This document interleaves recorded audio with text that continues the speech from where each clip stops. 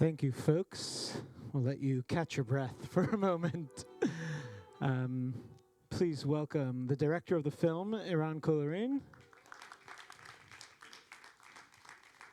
As I hope you know, Eran is the director of The Band's Visit. We also had him here with his previous film, Beyond the Mountains and the Hills, where he was in conversation with Charles Randolph, who wrote The Big Short, among many others.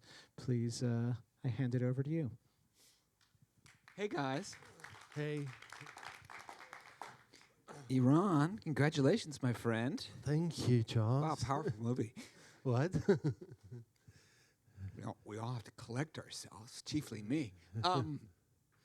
Wow, you love Stranded, don't you? Oh, you know, like you have the band in the desert, you have the Greenberg family and their like suburb of Jerusalem off on their own, and now this village.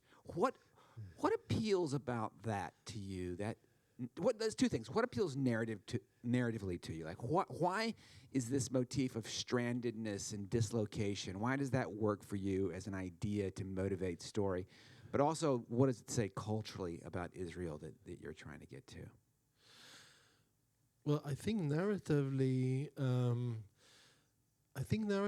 that's basically where stories start, at the in-between. The passages, because it's always, you have your life. I mean, this is how basic story works. Someone has a life, no?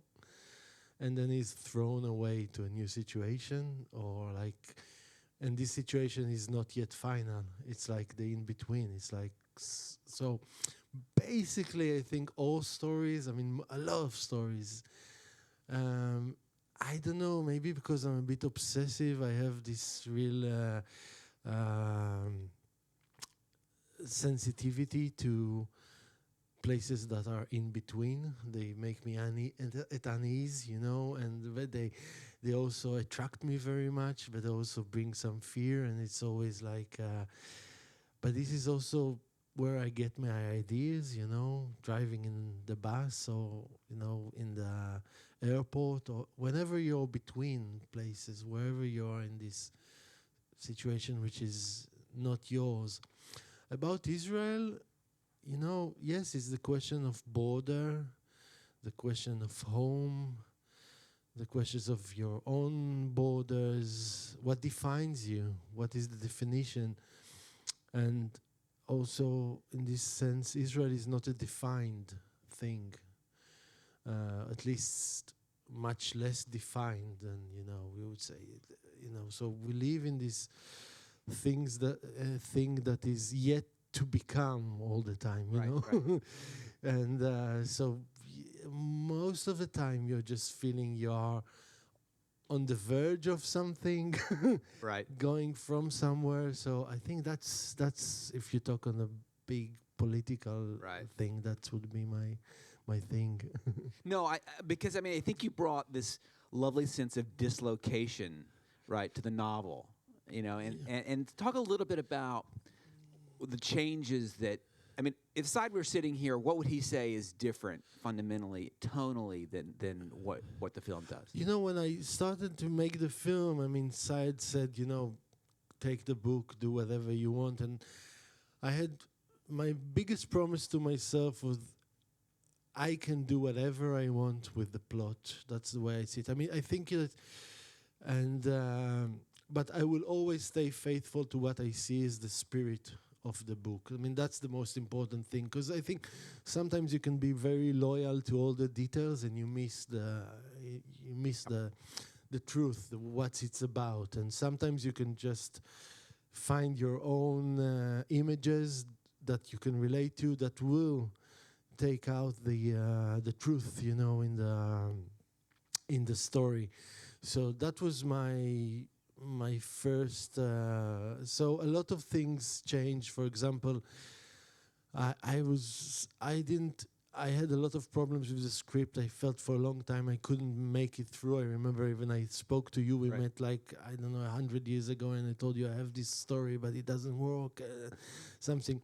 And then, for example, I went on a shared cab one morning because I was teaching in Jerusalem. And it was early morning, and I was driving on the shared cab to the central bus station in Tel Aviv. And I watched how the people passed the money to each other. And there was like Palestinians, Filipinos, Israelis, Jews.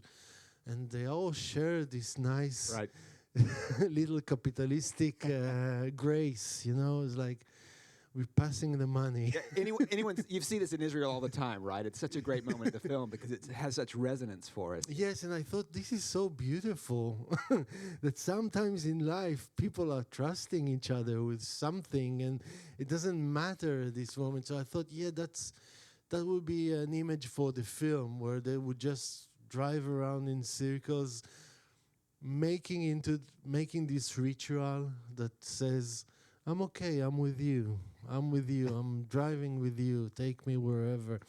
And so this was one thing that was not in the book, but suddenly I got it. Right.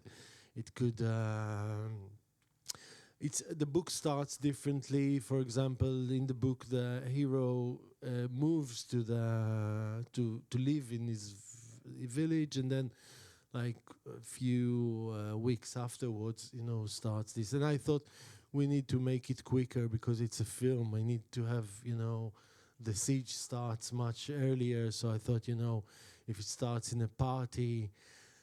And then I was still missing some kind of an emblematic image, like a first image that will be emblematic of the film somehow. We know that. And I was reading at the time a book by Mercedes Rodera. She's a great Catalonian, author. And she has this couple there that the man starts to grow doves, you know. Okay. And the woman just hates it. It's filthy. It's mess. I'm with her. Yeah, I'm totally with her. And I thought about, yes, those doves, pigeons, they are like...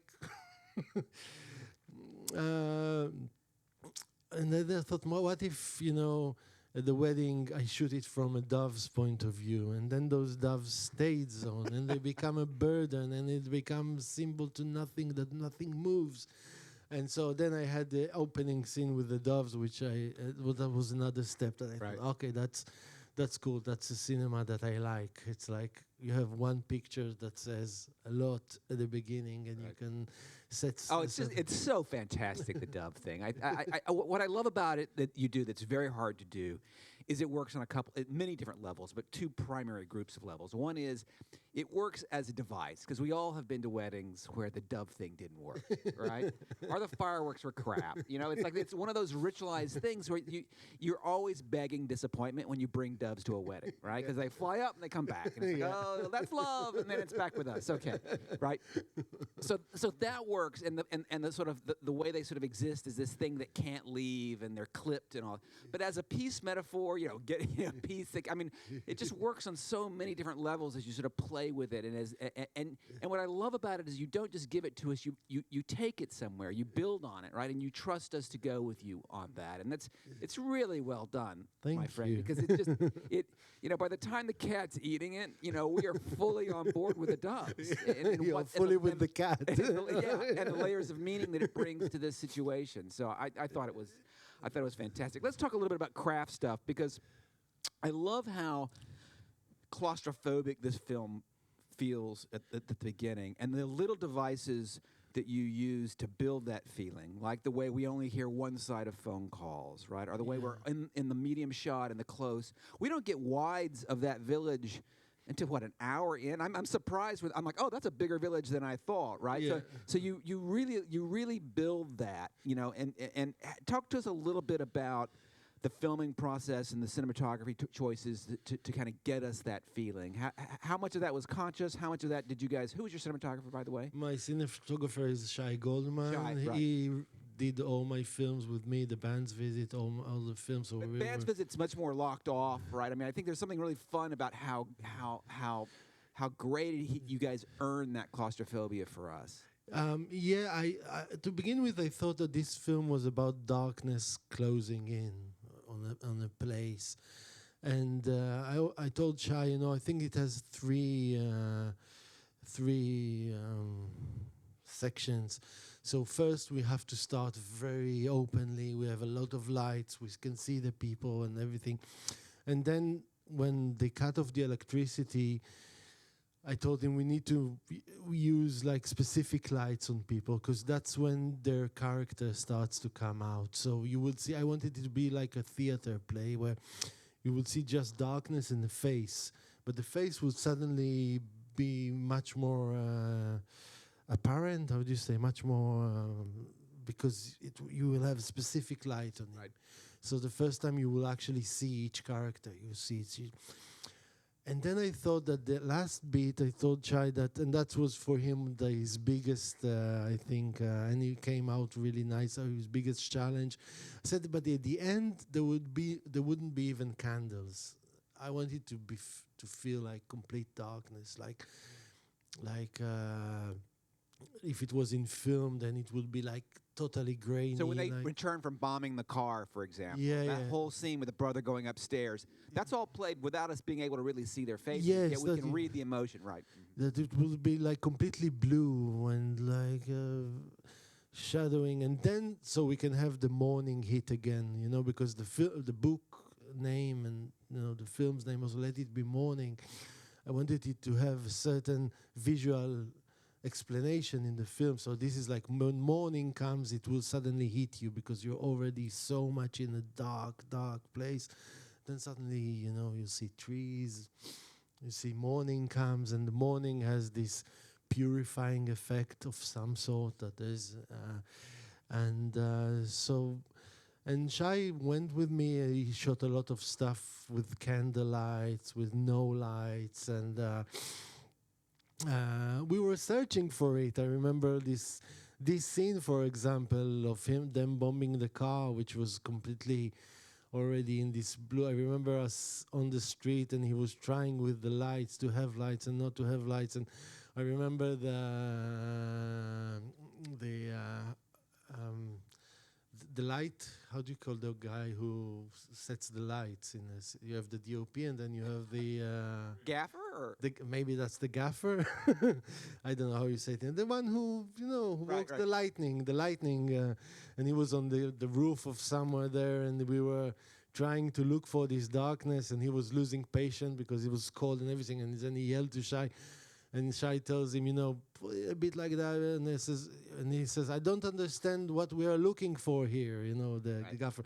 And Shai said, well, we don't either, we are looking for it. And it was like, until you find the right color, the right feeling that it's complete darkness. Great. Let's talk about the cast. Alex is wonderful, but I'm not familiar with him. I wasn't familiar. Had anyone seen him before? I have not. Some of you had? Okay. It's a funny story because I met Juna Suleiman, she casted the film, and she also plays the main role. And she was my partner working on this film from very early stages. But the first time I came to her with the script, I said, I just met her in the cafe, and she said, Alex, he should play your main guy. So I said, who's Alex? I don't know. And has he played anything? She said, no, but he was my ex-boyfriend, and he's just who you need, And she was right. I mean, she said it in a way that it was like not only him, but like you can see also she was annoyed by her history with him. She said he's exactly like that. He cannot move. He's philosophizing. He's a philosopher. Yeah, right. He thinks too much. And so I met with Alex, which is exactly like that. Beautiful, very, very smart. Always know, because he thinks so much about things, he will never move because he knows all the pros, against, and everything is. Yeah, he definitely has the tortured subtext. Yeah, he will never. And I see it in me also sometimes, that because I think too much and then I cannot move, because Did the taxi driver's story always take over the narrative emotionally the way it does in the final cut? Was that on the page as well, or was that a reflection of his performance, which is fantastic, by the way? Thank you. Yeah. I think the story of the the driver is the, let's say, the easiest one to relate to, Access, because yes.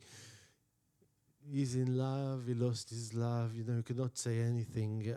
The other actions of the people are always questionable, a little bit, but he's very straight, he's like holy in some ways, and so anyway, just going back to Alex, then we were starting to look for the couple, and we just auditioned a lot of Palestinian actors that were great, but nothing worked really well until the last day of auditions. We did this matching sessions with Alex, and it was the last day of the matching session. Then Juna said to me, after the last actress went, she said, I would do it better than all of them. So I said, okay, please sit. Oh, so she wasn't, when you were doing a partnership with her, you hadn't intended for her to play? No, not at all, not at all. But we just got closer, and when you work with the casting director for a lot of time, you speak about the characters, and you get closer, and that's her ex-boyfriend there, and she was like, she knew, and then as soon as she sat with him, it was like, fire and water. There was this thing that you can see their history, you can see everything about a broken couple who loves each other, but yet has passed some point, past some point that it cannot happen, and I liked the way that it's counterpunct. They are counterpunct, and in a way their identities, because he's so much reserved and she's has so much anger inside her, and which was also what's working with the cab driver, because Alex has this observing attitude. He's there but not there, Right. and he's surrounded by people who are very much there. Right. And that's what I think, at least for me, works. No, it's fantastic. Well, production design-wise, where did you shoot this? I shot it in Fasuta and Iblin, which is two villages. Fasuta is just on the border of Lebanon. In Iblin, we shot most of the film. It's up north, near Shfar'am. Actually, yesterday I had the first screening for the village. We screened the film in Eblin yesterday. It was amazing. There were 450 people in there, like near the beautiful church. Everybody from the village came. It was like How did they respond? it was beautiful. I cannot tell you. I really felt like yesterday that was the biggest present I could hope for. The simplest thing, like in a big, venue. It's not a venue. It's like the whole. It was not even designed for cinema. Right. They had some popcorn, some drinks, and everyone came. Children, grandmothers, everyone. And they said the whole way through, and it was really beyond words. But this is why you do art. It's like really being inside life. It's like I felt that. Which brings us to the politics, the easy. Yeah. No, easy. it's okay. No, go on. You've quite courageously chosen to stake out territory largely in the middle, but it's an unloved middle, right? To some degree. Talk to us a little bit about that journey. Did you always know exactly where you wanted to land, or did it evolve in dialogue with your Arab-Israeli partners in a way that that changed fundamentally your vision? I mean, how has this process been? I know it's been complicated, obviously, because the situation is complicated. But I mean, it was one of the best journeys I have, because it was, for me at least, it was we worked on this together. I mean, it's like there was a real sense of exploring something, and as you said, this something is laid out in the middle, in a way. It's not the West Bank, it's not Gaza, it's Palestinians with citizenship inside Israel, and this world, which is like forgotten in discourse. It's not talked about even. A lot of time in the US, I felt people like, oh yes, this is happening in the West Bank. No, it's not the West Bank. This is 48 Palestinians. It's something else. It's and those are people that are very much stuck in between. And as you said at the beginning, the in between is the place that I like. Right. Okay, but it's yes, it's the most complex places, because the question of who are we, who am I, who are there, was there all the time. And but it was, for example, when the film got accepted to Cannes, it was I mean, it was the worst time. The last operation, which was, you know, on the scale of being ridiculous, was Right. you know, I don't know where it was. And you know, we have a film, it's accepted in Cannes, we're all happy. But how can they go and celebrate now? How can we go and say, what do we do about it? You know, what do we do? And then we had some conversation together, which were, you know, for me the most heartfelt and close conversation I ever had with, because it was like after all this collaboration, we got to a place where the roads, you know, may split, because what do we do? What do you do? And at the end of the day, what we did together is that they put on a statement about they didn't want to go to Cannes. They didn't felt it was comfortable for them at this moment to go to Cannes. They made a statement supporting the film, saying that, you know, they are proud of it, yet they cannot ignore the irony at this specific moment in time, which is for me exactly what it is. And then I posted their statement on my Facebook page supporting them, and I took, in a way, their statement to Cannes, you know, and I spoke about it. And this is something that we continue to do ever since, even when Juna and Alex won the prizes at the Israeli Academy. I read Juna's speech on stage. She couldn't come, and she said very beautifully, you know, I'm split here. I'm very happy for being acknowledged as an actress, yet I have my history, and I don't want it to be used to pretend as if I'm good, you know, here, because I'm not good. And I read it on stage, and we continue this dialogue, and this is where it becomes, as you said, messy, because it's not like clear.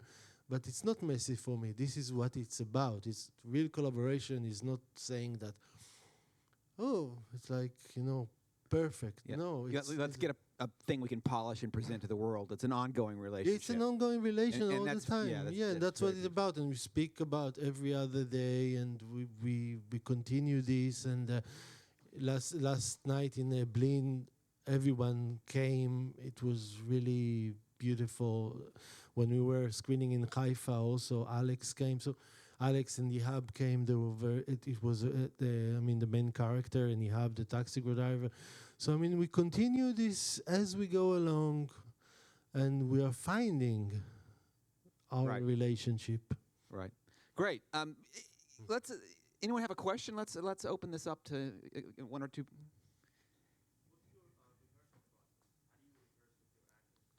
What's my rehearsal process?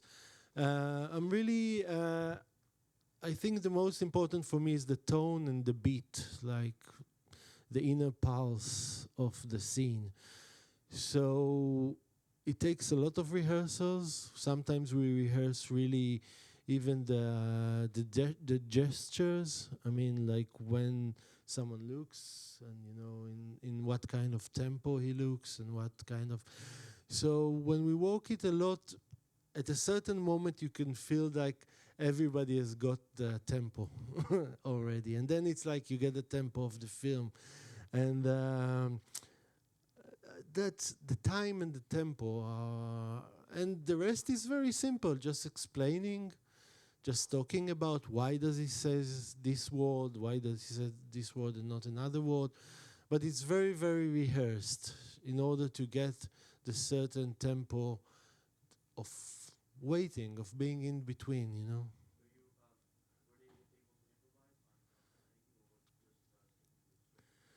No, it wasn't improvised. I don't know how to improvise myself. I don't know. There are people who are more inclined. I mean, there are great films, Mike Lee films that I love that are made from improvisation. But every time I tried to improvise, I didn't understand where it was going. At a certain point, it was and everybody are like fighting too soon and putting everything too soon on the table. So it never really worked for me. Yes.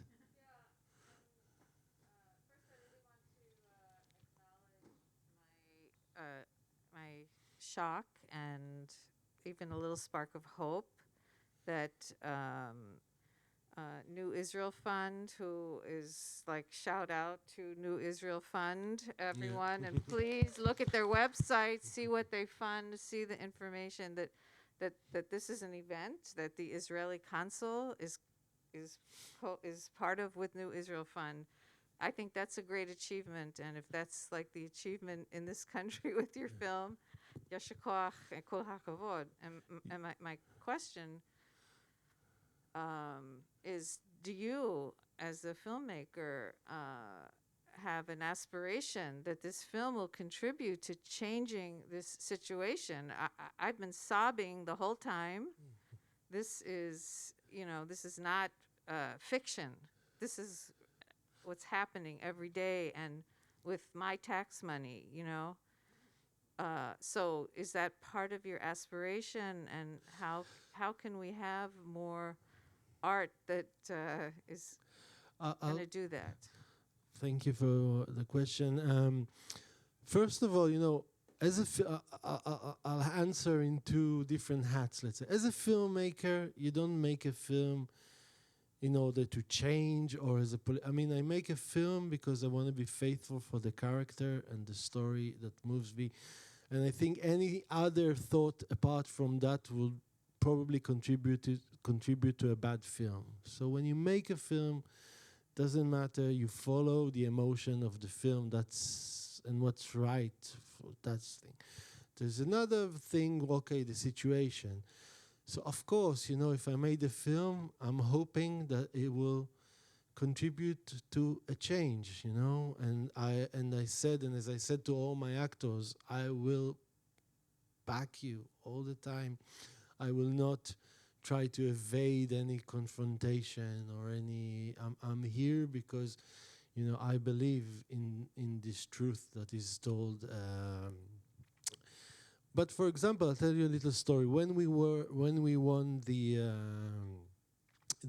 Academy Awards in Israel, and I read Juna's speech on stage. The next day, parliament members from the Israeli right wing were saying this is Palestinian propaganda, I'm anti-Semitic, all the usual blah, blah, blah about, and a journalist from the army radio said I was like a mat cleaning for these kind of things. Okay, no problem. They can say whatever they want. But I was surprised that, someone from the left should hug this film in a way, and then the only one who called me was Ofer Kassif, who is actually the only parliament member that I really appreciate, and he's from the Joint Palestinian Jewish Party, very small. And he wrote me congratulations. And then I said to him, Ofer, I've been getting all those hits from everybody. How come no one from the left says, that's my film, Because it's always this discussion about what is Israeli, what is Palestinian, who's. And of course those definitions are fluid, There's no one definition of what does it mean to be Israeli or what does it mean to... There's different definitions that everybody is fighting for. So I said, why don't you appropriate it for your definition, Why don't you take... And he said, you know what? You have a point there. And next day he made a speech in the Knesset, a 10-minute speech, like a 3-minute speech, saying, I congratulate this film and I hope it wins the Oscar for all the Palestinians and the Jews here who wants to live in a democratic state, with no superiority of any kind. And he hugged the film, and this was me a very proud moment, because yes, as you said, okay, I'm a director, I'm just trying to be faithful for the story, but after this, I would want it to be a tool in the world, like not a tool, but that this film will act within politics, So that was for me a very nice moment. And now with the new Israeli fund, again, yes, this is the right for me home, I would say, for my approach. I mean, it's time that the left would stop also being so embarrassed in everything, because like for years it's been like the most embarrassing thing, no? It's been lean years for the Israeli left. Yeah. So why not take a chance? I'm being told it's time to stop. Oh, okay. One quick question. Okay, one quick. Yes, if I speak Arabic. Yes, I speak Arabic.